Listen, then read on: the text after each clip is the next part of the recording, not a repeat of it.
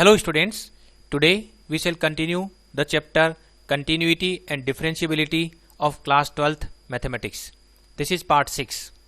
In this video lesson, we shall cover these topics: differentiability of a function at a point, differentiability of a function in an interval.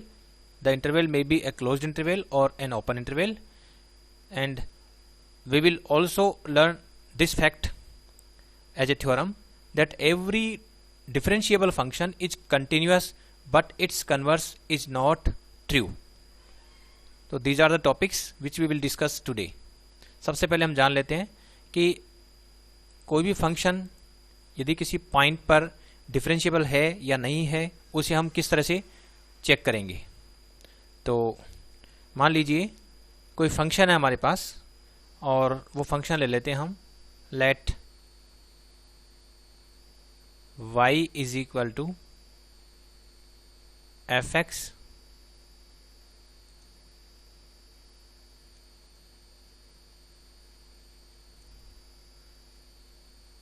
is a function and x is equal to c is a point in the domain of f. जो function है y is equal to fx, उसके domain में कोई point है, domain of fx।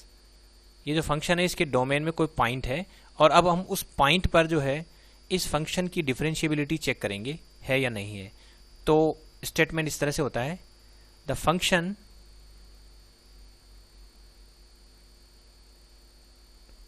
y is equal to F x is said to be differentiable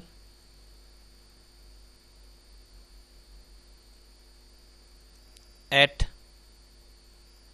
x is equal to c which is in the domain of the function if, शर्त ये हो गई, if limit x tends to c fx minus fc divided by x minus c, this limit exists. अगर ये limit exist करती है then we say that the function is differentiable at x equal to c. और ये भी यदि हम नहीं लिखते हैं ऊपर कि x equal to c is a point in the domain of fx, ये लिखते भी नहीं है, तो वो इनबिल्ट हो गया इसमें कि ये जो x equal to c है वो इस फंक्शन के डोमेन में है। वो इसलिए इनबिल्ट हो गया क्योंकि हम यहाँ fc लिख रहे हैं, और value of the function at x equal to c if it is defined only then we can write here fc. So fc will be meaningful if x equal to c is a point in the domain of the function. तो ये automatically यहीं से आ जाता है। तो ये एक तरह से देखा जाए तो एक कंप्लीट डेफिनेशन हो गई है, और इसको हम इस तरह से भी लिख सकते हैं, और if limit h tends to 0, क्योंकि यदि मैं x is equal to c plus h substitute कर देता हूं, तो as x approaches c then definitely h will approach 0. so यहाँ हो जाएगा in place of x हम रख देते हैं c plus h minus F C divided by, अगर x की जगह c प्लस एच रखेंगे तो ये आ जाएगा सिंपली h, और यहाँ h अप्रोचेज 0 का मतलब ये है कि ये 0 है, और h में approach 0 either from left hand side और फ्रॉम राइट हैंड साइड। तो एक तरह से देखा जाए तो ये लिमिट जो है यदि एग्जिस्ट करती है तो हमें ये देखना पड़ेगा कि इसकी जो लेफ्ट लिमिट और राइट लिमिट है दोनों एग्जिस्ट करनी चाहिए। तो ये जो एक तरह से लिमिटिंग वैल्यू है, this must exist from both the sides, either from left hand side और राइट हैंड साइड। ये लिमिट एग्जिस्ट करनी चाहिए। अगर यदि एग्जिस्ट करती है तो हम कहेंगे वो फंक्शन डिफरेंशिएबल है एट एक्स इक्वल टू सी। इसको हम यदि इलाबोरेट करके लिखें, यदि इसको हम बढ़ाकर लिखें तो हम किस तरह से लिखेंगे, जैसे यहाँ हो गया कि y is equal to fx is differentiable at x is equal to c if ये हो गया हमारे पास limit h approaches 0 from left hand side, और ये हो गया c plus h minus F C divided by h is equal to limit h approaches 0 from positive side f c plus h minus f c divided by h। यहाँ पर h approaches 0 from left hand side है, इसलिए h itself is negative, तो c plus h is actually less than c। Normally हम यूँ भी लिख देते हैं बहुत बार, इसको h approaches 0 कर देते हैं और फ्रॉम पॉजिटिव साइड ही बोल देते हैं, और यहाँ लिख देते हैं c माइनस एच, लेकिन वो थोड़ा ठीक नहीं होता। यहाँ c माइनस एच या माइनस एच लिखे वो ठीक नहीं है। ज़्यादा ठीक ये है कि h approaches 0 from negative side. ये यहाँ से ऑटोमेटिकली क्लियर है कि h is a very small negative number approaching 0, और here h is a very small positive number approaching 0। ये है राइट हैंड लिमिट और ये है left hand limit.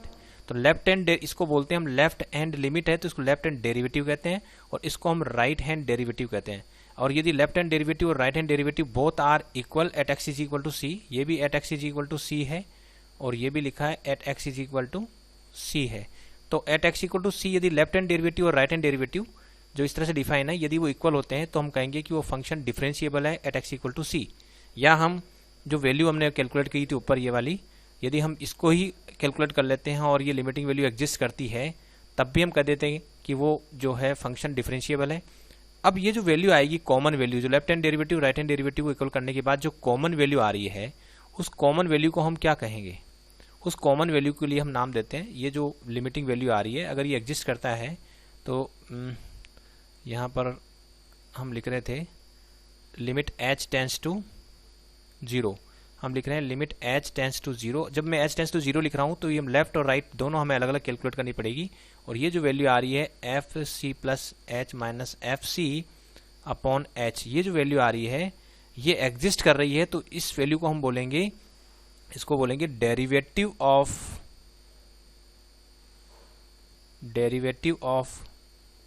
F x at x is equal to C, ये इसका derivative कहलाएगा। इसको हम बोलते हैं एफ डैश सी, इसको हम नाम देंगे एफ डैश सी, या इसको हम यूँ भी लिखते हैं कि ये है इस फंक्शन का डेरिवेटिव है और कहाँ पर है, x इज इक्वल टू सी पर है। इसको यूँ भी कहते हैं कि डिफरेंशिएशन ऑफ, एक तरह से देखा जाए तो हम we are doing differentiation of F x with respect to x, and then we are putting in place of x c, x की जगह हम सी रख रहे हैं, और जो वैल्यू आ रही है that is called F dash C, इसको बोलते हैं derivative of F x at x equal to सी। और चूंकि ये जो y था, ये जो फंक्शन है ये y is equal to F X ही है, ये देखा जाए तो y is equal to F X ही है, तो इसको हम ये भी कर देते हैं D Y by D x at x is equal to C, ये इस तरह से है। तो ये हम इस तरह से डिफाइन करते हैं। और यदि मैं ये डिफाइन करता हूँ, यदि मैं डिफाइन करता हूँ, यदि मैं डिफाइन करना चाहूँ कि d Y by D x define करना चाहूँ, d Y by D x, d Y by D x अपन डिफाइन करना चाहते हैं, तो ये इस तरह से डिफाइन करना पड़ेगा लिमिट h टेंस टू 0, और ये जो चूँकि d Y by D x है इसको लिखना पड़ेगा हमें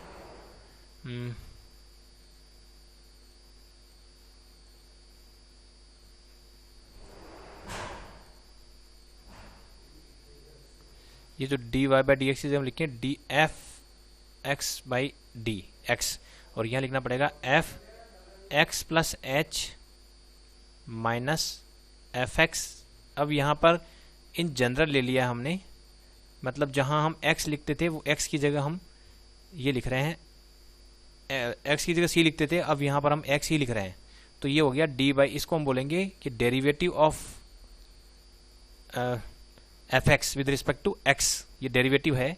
और ये फॉर्मूला हम काम में लेंगे जब भी हमें किसी का डेरिवेटिव फाइंड आउट करना है। सपोज हमें साइन x का डेरिवेटिव फाइंड आउट करना है, यदि मान लीजिए मुझे लेना है d by D x of sine x लेना है, तो ये फॉर्मूला मैं अप्लाई करूंगा और इसमें हम आसानी से कैलकुलेट कर सकते हैं लिमिट h टेंस टू 0, और यहाँ ये फॉर्मूला लग रहा है तो यहाँ एफ एक्स प्लस एच लिखना है, यानी कि sine x plus h minus ये हो जाएगा sine x divided by h, और इसकी लिमिटिंग वैल्यू हम फाइंड आउट कर लेंगे तो वो derivative of sine x with respect to x कहलाएगा, जो आपने 11th में किया था, और इसकी वैल्यू हम आसानी से कैलकुलेट कर सकते हैं।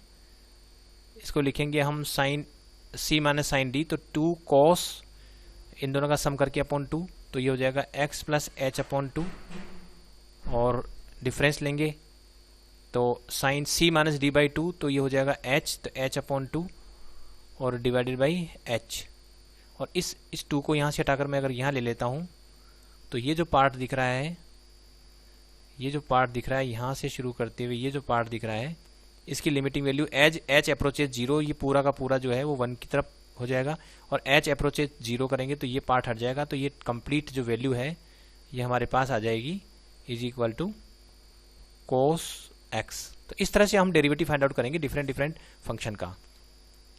तो ये तो हुआ डेरिवेटिव ऑफ ए फंक्शन या differentiability of a function at a particular point. तो एट पर्टिकुलर पॉइंट सी पर देखना है तो हम इस तरह से करेंगे, हम देखेंगे कि ये लिमिट एग्जिस्ट कर रही है नहीं कर रही है, और इसको हम इन जनरल हमें दोनों तरफ से चेक करना पड़ेगा।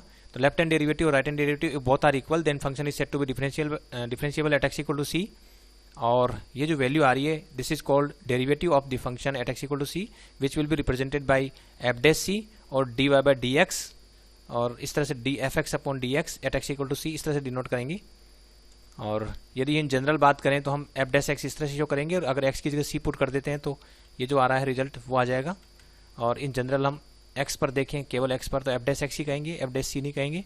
और फिर ये एक तरह से डेफिनेशन हो गई डेरिवेटिव फाइंड आउट करने की। If we are able to find the derivative of the function at x equal to x या at x equal to c, then function is said to be differentiable at that point, otherwise it is non differentiable at that point. अगर नहीं हो पा रहा है, ये derivative अगर exist नहीं करता है तो फिर वो नॉन डिफरेंशिएबल हो जाएगा। इस तरह से हम करेंगे। अब मान लीजिए हमें देखना है कि कोई फंक्शन किसी इंटरवल में डिफरेंशिएबल है या नहीं है, ये कैसे चेक करेंगे? तो इसका तरीका ठीक वैसे ही जैसे हम लिमिट वाले केस में करते थे। लिमिट वाले केस में हम क्या करते थे कि मान लीजिए जो इंटरवल है, दिस इंटरवल, दो तरह के केस बनते हैं। अगर मान लीजिए ये इंटरवल जो है वो ओपन इंटरवल है, अगर ओपन इंटरवल है सपोज a कोमा b, तो ओपन इंटरवल को हम जो रिप्रेजेंट करेंगे वो इस तरह से करेंगे कि यहाँ पर एक ओपन सर्किल, यहाँ पर एक ओपन सर्किल, और ये a और ये b। तो ऐसी स्थिति में ये जो पॉइंट्स है जहाँ ये फंक्शन का डोमेन आ रहा है या फंक्शन डिफाइन है इन एन इंटरवल, मीन्स हो गया कि interval which is in the domain of which is the domain of the function. ये डोमेन है, ये जो इंटरवल है वो सब ये क्या है, डोमेन ऑफ द फंक्शन है। और हमें ये देखना है कि वो जो डोमेन ऑफ द फंक्शन है, तो डोमेन के हर पॉइंट पर हमें डिफरेंशियबिलिटी चेक करनी पड़ेगी। अब डोमेन के जो हर पॉइंट्स है, तो यहाँ कोई भी पॉइंट अगर मैं लेता हूँ, कहीं पर भी कोई पॉइंट लेता हूँ, तो that point will be in the interior of the interval, or we can approach towards C from left hand side and right hand side. So in this condition, if the differentiability of a function in an open interval means function must be differentiable at every point in the open interval a comma b, because every point is in the interior of the interval. So we will consider both the limits, left hand derivative and right hand derivative, both must be equal at this point. तो यहाँ पर हम क्या देखेंगे, left hand derivative भी देखेंगे eight x equal to सी, और right hand derivative भी देखेंगे एट एक्स इक्वल टू सी। और right hand derivative, left hand derivative हम कैसे कैलकुलेट करेंगे, ये हमने ऊपर ये बता रखा है। ये left hand derivative at x equal to c का फॉर्मूला ये रहा, और right hand derivative at x equal to c का फॉर्मूला ये रहा। तो इस तरह से हम कैलकुलेट करेंगे, और ये दोनों हमारे पास इक्वल आनी चाहिए। तो तब यदि इक्वल आती है तो हम कहेंगे कि ये इस ओपन इंटरवल में जो है वो हर पॉइंट पर ये डिफरेंशिएबल है, हर पॉइंट पर डिफरेंशिएबल है, then function is said to be differentiable in the open interval. और चूंकि हर पॉइंट इंटीरियर में है, तो उस इंटीरियर पॉइंट की तरफ हम लेफ्ट और राइट की तरफ से अप्रोच कर सकते हैं, क्योंकि एंड पॉइंट्स ए और बी तो इसमें है ही नहीं ओपन इंटरवल में। तो हमें ए और बी पर जो कंटिन्यू डिफरेंशिएबिलिटी की बात ही नहीं करनी है। और अब दूसरा केस लेते हैं, यदि मान लीजिए कि ये इंटरवल कैसा है, क्लोज इंटरवल है। इंटरवल यदि क्लोज है तो ऐसी स्थिति में हमें क्या करना है? ऐसी स्थिति में जो है, जो इंटरवल इस तरह का हो गया कि ए और बी भी उसमें शामिल है, तो ऐसी स्थिति में अगर इंटीरियर पॉइंट है सी, तब तो प्रॉब्लम नहीं है। इंटीरियर पॉइंट पर डिफरेंशिएबिलिटी तो हम इस तरह से चेक कर लेंगे कि left hand derivative at x is equal to सी और right hand derivative at x equal to c, क्योंकि इंटीरियर पॉइंट पर हम लेफ्ट और राइट दोनों तरफ से अप्रोच कर सकते हैं, दोनों तरफ से अप्रोच कर सकते हैं, दोनों तरफ से अप्रोच करके हमें देखना है। लेकिन यदि मैं एंड पॉइंट पर डिफरेंशिएबिलिटी की बात करूं तो मुझे इस एंड पॉइंट पर मैं इधर से अप्रोच करना मीनिंगलेस है, क्योंकि इस तरफ इस फंक्शन के डोमेन के पॉइंट्स ही नहीं है, तो इस तरफ से मैं अप्रोच करना ही नहीं है, मुझे अप्रोच करना पड़ेगा राइट साइड से। तो मैं क्या करूंगा कि राइट हैंड डेरिवेटिव देखूंगा at x is equal to a which is the left point of the interval. केवल ये चेक करूंगा कि वेदर इट एग्जिस्ट और नॉट, दिस मस्ट एग्जिस्ट। दूसरा कि जो b पॉइंट है उस पर हमें इधर से अप्रोच करना कोई मतलब नहीं है, क्योंकि इधर जो पॉइंट्स होंगे all points are outside the domain of the function, so we have to approach towards b from the left hand side. So left hand derivative we will check only left hand derivative at x is equal to b or this must exist. तो ये तरीके होंगे, हम left hand derivative check करेंगे at x equal to b और right hand derivative check करेंगे at x equal to सी, और interior के हर पॉइंट्स पर हम लेफ्ट हैंड डेरिवेटिव और राइट हैंड डेरिवेटिव दोनों चेक करेंगे। और यदि ये ऐसा हमेशा होता है, मतलब हर पॉइंट, हर इंटीरियर पॉइंट पर तो लेफ्ट हैंड डेरिवेटिव और राइट हैंड डेरिवेटिव एग्जिस्ट करने चाहिए, और एक्सट्रीम पॉइंट्स पर अगर लेफ्ट की तरफ पॉइंट है तो उस पर राइट हैंड डेरिवेटिव, और राइट की तरफ वाला पॉइंट है, एंड पॉइंट है, तो उस पर लेफ्ट हैंड डेरिवेटिव एग्जिस्ट करना चाहिए। इतना सही चेक करना है। और यदि होता है तो then the function is said to be differentiable in the closed interval a, b। इस तरह से हम देखते हैं differentiability of a function in an interval. अब एक थ्योरम है कि if a function f is differentiable at a point c then it is also continuous at that point. What does it mean? इसका मतलब सिंपल इतना सा है, इसको यदि बिल्कुल शॉर्ट में लिखें तो शॉर्ट में हम इस तरह से लिख सकते हैं कि अगर मान लीजिए कि डिफरेंशिएबल है कोई फंक्शन, डिफरेंशिएबल है कोई function, then it implies that it is continuous. Simple. तो ये जो थ्योरम है वो इतना सा कहती है कि फंक्शन डिफरेंशिएबल है तो automatically it follows that it is continuous. Differentiable means continuous. और इसको हमें आपने 11th में पढ़ा होगा कि एक स्टेटमेंट होता है P इम्प्लाइज Q। इसका जो इक्विवेलेंट स्टेटमेंट होता है वो होता है negation of Q implies that negation of P। तो इसको हम यूं भी लिख सकते हैं कि if a function is not continuous at a point और on an interval then function will not be differentiable. यदि किसी पॉइंट पर फंक्शन कंटिन्यूअस नहीं है तो definitely function will not be differentiable at that point. तो इसका ये फायदा होता है, इस थ्योरम का ये फायदा है कि यदि हमें डिफरेंशिएबल प्रूव करने में दिक्कत आ रही है, हमने उसको नॉट कंटिन्यूअस प्रूव कर दिया, तब भी हम डायरेक्ट कह सकते हैं कि function is not differentiable in eight that point. और अगर हमने डिफरेंशिएबल प्रूव कर दिया तो हमें कंटिन्यूअस प्रूव करने की जरूरत पड़ेगी नहीं, यानी कि उसका डेरिवेटिव अगर एग्जिस्ट करता है तो डेफिनेटली वो फंक्शन कंटिन्यूअस हो जाएगा। जैसे कि हम देखा यहाँ पर कि ये जो साइन एक्स है इसका डेरिवेटिव एग्जिस्ट कर रहा है, और ये x कोई जनरल पॉइंट है डोमेन में, डेरिवेटिव एग्जिस्ट कर रहा है। इट मीन्स इसका मतलब हुआ कि sine x is differentiable at every point in its domain. तो साइन एक्स एक डिफरेंशिएबल फंक्शन है, साइन एक्स डिफरेंशिएबल फंक्शन है तो ये ऑटोमेटिकली कंटिन्यूअस भी हो गया। और ये हमने प्रीवियस वीडियो लेसन में देखा था कि जितने भी ट्रिगोनोमेट्रिक फंक्शन होते हैं दे ऑल आर कंटिन्यूअस। तो ये साइन एक्स डिफरेंशिएबल होने की वजह से ये कंटिन्यूअस हो गया, डिफरेंशिएबल होने की वजह से कंटिन्यूअस हो गया। तो ये डायरेक्ट ही हो रहा है यहाँ पर। डिफरेंशिएबल अगर हम डेरिवेटिव निकल पा रहा है और हर पॉइंट पर निकल पा रहा है तो अपने आप ही वो डिफरेंशिएबल हो गया। 10x का डेरिवेटिव निकल रहा है sec स्क्वायर एक्स, 10x का डेरिवेटिव निकल रहा है sec स्क्वायर एक्स। तो लेकिन वो जो है 10x जो है sec स्क्वायर एक्स की जो वैल्यू होती है वो ये ओड π/2 पर, x की वैल्यू अगर ओड π/2 है वहाँ पर sec स्क्वायर एक्स की वैल्यू डिफाइन नहीं होती, तो वहाँ पर वो फंक्शन डिफरेंशिएबल नहीं होगा 10x। तो ऐसे हमें चेक करना पड़ेगा। यहाँ पर sin x और cos x की वैल्यू हर x की हर रियल वैल्यू पर डिफाइन है, तो ये तो डिफरेंशिएबल भी है और कंटिन्यूअस भी है। तो ये जो अगर हम डिफरेंशिएबल प्रूव कर देते हैं किसी तरह से तो कंटिन्यूअस ऑटोमेटिक हो जाता है। तो ये जो थ्योरम है इसको हम पहले प्रूव कर लेते हैं। ये थ्योरम हम इसको कैसे प्रूव करेंगे, तो इसमें जो गिवन पार्ट है उस पर हम फोकस करते हैं कि फंक्शन जो है differentiable at a point c, तो फिर हमें चेक करना है कि वो कंटिन्यूअस है एट दैट पॉइंट। ये हमें प्रूव करना है। फॉर्मली इस थ्योरम को हम प्रूव करेंगे। अब इसका जो यूटिलाइजेशन है वो तो हम कर लेंगे, लेकिन इसको अभी हम प्रूव भी करेंगे। तो ये जो f is differentiable at point c, what does it mean? इसका मतलब ये हो गया, इसका यदि मैं प्रूव करूं तो सबसे पहले तो ये बात हो गई कि since f is differentiable, since fx is differentiable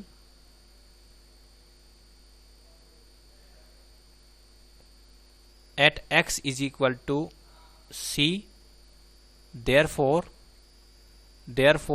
limit h tends to 0 f x plus h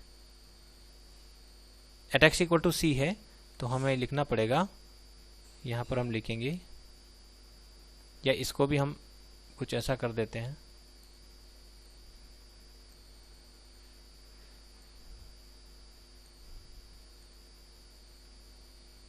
यहाँ कर देते हैं x टेंस टू c कर देते हैं, यहाँ भी x टेंस टू c वाला फॉर्मेट ले लेते हैं, ये यहाँ पर थोड़ा सूटेबल रहेगा। x tends to c f x minus F C divided by x minus c, ये जो है ये एग्जिस्ट करेगा, यानी ये लिमिट है वो एग्जिस्ट कर रही है क्योंकि डिफरेंशिएबल है। अब ये लिमिट एग्जिस्ट कर रही है, यहाँ से ये ऑटोमेटिकली क्लियर है कि एफ सी भी डिफाइन है, तभी तो एग्जिस्ट कर रही होगी, एफ सी डिफाइन है।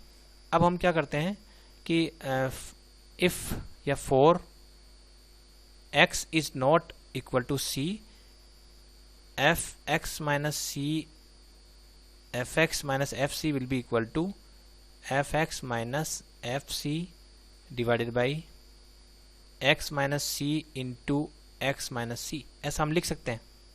अब यदि मैं दोनों तरफ की लिमिट ले लेता हूँ तो limit x tends to c f x minus F c, this will be equal to limit x tends to c f x minus F C divided by x minus c into, क्योंकि ये limit of product है, यहाँ limit लगाऊंगा, यहाँ पर limit of product है तो इसको प्रोडक्ट ऑफ लिमिट्स लिख देंगे, limit x tends to c x minus c, ऐसा हम लिख देंगे। अब ये जो पार्ट है, ये वाला part, since it is define this is exist और let it be equal to f dash c, अगर ये डिफाइन है, एग्जिस्ट कर रहा है तो डिफाइन है, तो इसकी वैल्यू हम ले लेते हैं एफ डैश सी, और ये कुछ भी फाइनाइट वैल्यू है, डिफाइन है, एग्जिस्ट कर रही है तो कुछ ना कुछ फाइनाइट वैल्यू है, लेकिन जब x टेंस टू c होगा तो ये जीरो हो जाएगा, तो ये कंप्लीट जीरो हो रहा है। और यदि मैं ये इधर राइट हैंड साइड पूरी जीरो हो रही है तो अब लेफ्ट हैंड साइड में मैं ऐसे लिख सकता हूँ, limit x tends to c f x minus limit x tends to, क्योंकि ये लिमिट ऑफ डिफरेंस है तो डिफरेंस ऑफ लिमिट्स में कन्वर्ट हो रहा है और ये इज इक्वल टू जीरो हो गया, क्योंकि इसका राइट हैंड पार्ट तो जीरो आ रहा है, ये जीरो हो गया। अब limit x tends to c, ये तो कांस्टेंट है तो इसकी लिमिटिंग वैल्यू तो वापस एफ सी हो जाएगी, तो इसको यदि मैं सॉल्व करता हूँ तो ये हमारे पास आ जाता है limit x tends to c f x, और ये हो जाएगा f c is equal to zero, और मैं इसको ऐसे भी लिख सकता हूँ कि limit x tends to c f x is equal to f c, और ये रिजल्ट ये बता रहा है कि f x is continuous at x is equal to c। So if a function is differentiable, जो हम देख रहे थे इस क्वेश्चन में, डिफरेंशिएबल मीन्स कंटिन्यूअस, अगर डिफरेंशिएबल है तो डेफिनेटली फंक्शन क्या होगा, कंटिन्यूअस हो ही जाएगा। तो ये हमने प्रूव कर दिया इस थ्योरम को कि अगर कोई फंक्शन डिफरेंशिएबल है तो वो कंटिन्यूअस ही होगा, डिफरेंशिएबल है तो ये हमने देखो पूरा प्रूव किया है, और ये हम रिजल्ट पर पहुंचे हैं कि यदि फंक्शन डिफरेंशिएबल था, शुरू में डिफरेंशिएबल था एट एक्स इक्वल टू सी पर, तो हमने पाया कि वो कंटिन्यूअस भी है एट एक्स इक्वल टू सी पर। सो डिफरेंशिएबिलिटी मीन्स कंटिन्यूटी, और फिर हम ये स्टेटमेंट जानते हैं कि P इम्प्लाइज Q, और इसका जो कंट्रापोजिटिव स्टेटमेंट होता है या इक्विवेलेंट स्टेटमेंट का ये होता है negation of Q implies negation of P। तो इसको मैं ऐसे भी लिख सकता हूँ कि not continuous means not differentiable, अगर कोई फंक्शन कंटिन्यूअस नहीं है तो वो डिफरेंशिएबल भी नहीं होगा। तो differentiability is the sufficient condition for continuity, and continuity is only the necessary condition for the function to be differentiable. अगर फंक्शन कंटिन्यूअस है तो ये नेसेसरी तो है, किसी भी फंक्शन के डिफरेंशिएबल होने के लिए कंटिन्यूअस होना जरूरी है, लेकिन कंटिन्यूअस होना इस बात की गारंटी नहीं है कि वो डिफरेंशिएबल भी होगा। नेसेसरी कंडीशन है तभी, अगर वो कंटिन्यूअस नहीं है तो हम डायरेक्ट कह सकते हैं कि वो नॉट डिफरेंशिएबल है। नेसेसरी कंडीशन थी, वो फुलफिल नहीं हुई तो नॉट डिफरेंशिएबल। लेकिन यदि ये कंडीशन फुलफिल हो रही है, कंटिन्यूटी फुलफिल हो रही है, कंटिन्यूअस है फंक्शन, तो इसका मतलब ये नहीं होता कि वो डिफरेंशिएबल होगा ही, इसका मतलब ये है। तो बहुत बार ऐसा होता है फंक्शन कंटिन्यूस होता है लेकिन वो डिफरेंशिएबल नहीं होता है। तो इसको हम देख लेते हैं कि यदि मान लीजिए कोई फंक्शन है, जो शुरू में हमने लिखा था ये वाला स्टेटमेंट, कि यदि कोई फंक्शन डिफरेंशिएबल है तो जरूरी नहीं है कि वो कंटिन्यूस हो ही। तो ये जो फंक्शन है, ये वाला कोई भी फंक्शन है कंटिन्यूस है लेकिन उसका कन्वर्स ट्रू नहीं है, तो ये हम इसको हम कैसे शो करेंगे कि इसका कन्वर्स हमेशा ट्रू नहीं होता। तो इसके लिए हम एक काउंटर एग्जांपल लेना पड़ेगा। बस सिंपली वो काउंटर एग्जांपल ये शो कर देगा कि यदि कोई फंक्शन कंटिन्यूस होते हुए भी डिफरेंशिएबल नहीं होता। और इसका सबसे बढ़िया एग्जांपल होता है मॉडुलस फंक्शन। यदि मान लीजिए इसको हम लेते हैं तो इसको बोलते हैं काउंटर एग्जांपल। यदि हम दे रहे हैं इसको काउंटर एग्जांपल दे रहे हैं, सिंपली काउंटर एग्जांपल की मदद से ये जो कन्वर्स वाला पार्ट है, क्योंकि फर्स्ट पार्ट तो हमने देख लिया कि डिफरेंशिएबल फंक्शन कंटिन्यूस होता है, ये तो एज ए थ्योरम हमने देख लिया है। इसका जो कन्वर्स है, इस converse is not true always, it is not true always, sometimes it may be true, लेकिन हमेशा ट्रू नहीं होता। तो ये इसको हम काउंटर एग्जांपल के थ्रू करेंगे। काउंटर एग्जांपल के लिए हम एक फंक्शन लेते हैं f x is equal to let us suppose modulus x ले लेते हैं।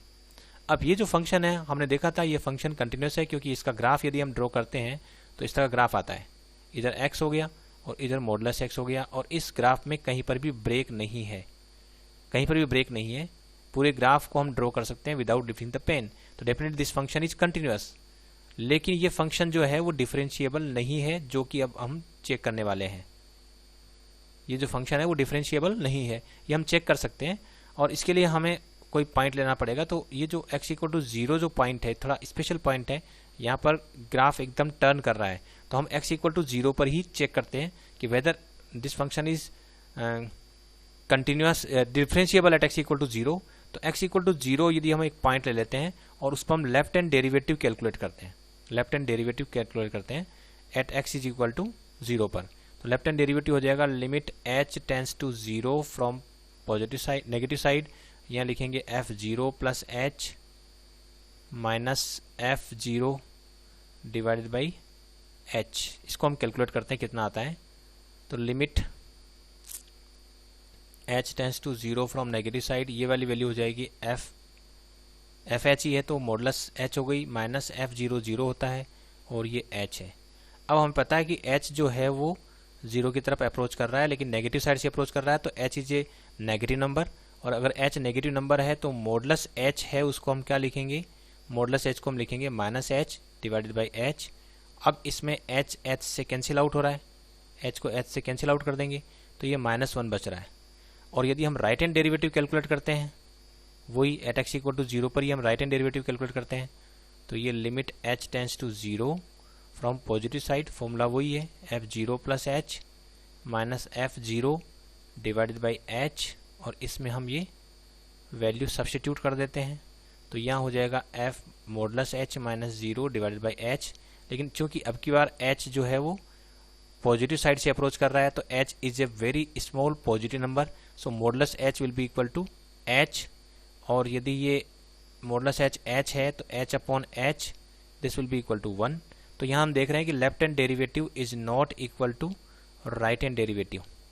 तो definitely this function modulus function is not differentiable at x equal to 0। ये जो मॉडुलस फंक्शन है x इक्वल टू 0 पर डिफरेंशिएबल नहीं है, ये हम यहाँ से पता लग रहा है कि ये जो मॉडुलस फंक्शन है दिस इज नॉट डिफरेंशिएबल। तो यहाँ से हम ये रिजल्ट लिख देते हैं कि f(x) is equal to modulus x is continuous at x is equal to 0 but not differentiable at x is equal to 0। तो ये फंक्शन कंटिन्यूस तो है लेकिन डिफरेंशिएबल नहीं है। तो इसका मतलब क्या हुआ कि कंटिन्यूटी का मतलब ये नहीं है कि वो डिफरेंशिएबल होगा ही। तो it's converse is not true. Converse का मतलब continuity doesn't imply differentiability, but differentiability definitely implies continuity. तो ये चीज़ है। तो आज हमने क्या सीखा, सबसे पहले तो हमने देखा कि कोई भी फंक्शन डिफरेंशिएबल कब होता है। डिफरेंशिएबल तो कब होगा, डिफरेंशिएबिलिटी, किसी भी पॉइंट पर डिफरेंशिएबिलिटी का मतलब है कि ये जो लिमिट है वो एग्जिस्ट करनी चाहिए, limit x tends to c f x minus F c upon x minus c, this must exist. इसको हम इस फॉर्मेट में भी लिख सकते हैं जो बहुत बार ये उपयोगी होती है, limit s tends to 0 f c plus h minus F c upon h, ये वाली वैल्यू ये एग्जिस्ट करनी चाहिए। और ये एग्जिस्ट तभी करेगी जब लेफ्ट हैंड डेरिवेटिव और राइट हैंड डेरिवेटिव यानी लेफ्ट लिमिट और राइट लिमिट दोनों एग्जिस्ट करे। इनफैक्ट ये दोनों ही लिमिट ही है, लेकिन चूंकि ये डेरिवेटिव को डिनोट कर रही है इसलिए हम इसको लेफ्ट हैंड डेरिवेटिव कहते हैं, इसको राइट हैंड डेरिवेटिव कहते हैं। यहाँ हमें केवल और केवल ये सिंबल लगाना है माइनस प्लस, बाकी यहाँ कोई चेंज नहीं है, फॉर्मूला में कोई चेंज नहीं है, फॉर्मूला सेम है। और इस तरह से हो जाएगा ये limit left hand derivative right hand derivative. तो if left hand derivative and right hand derivative at x equal to c are same then we say that function is differentiable because this limit exist.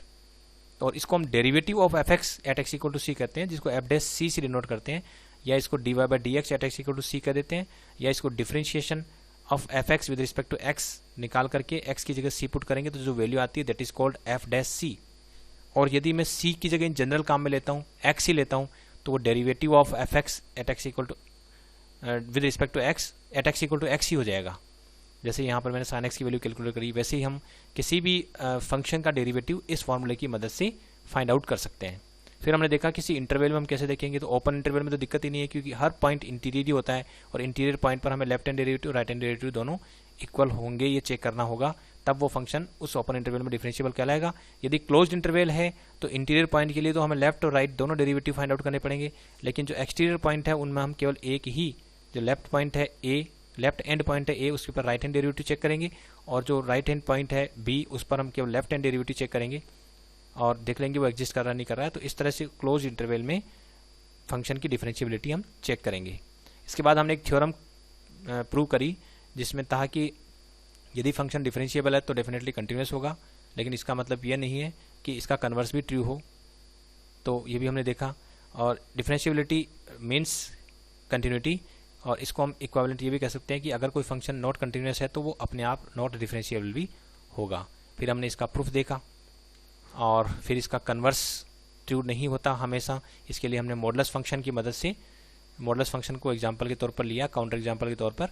उसमें देखा कि x equal to 0 पर left hand derivative right hand derivative equal नहीं थे, so this modulus function is not differentiable at x equal to 0, हालांकि ये x equal to 0 पर continuous है। तो आज की इस वीडियो में आपने ये सब कुछ सीखा। Thanks for watching this video.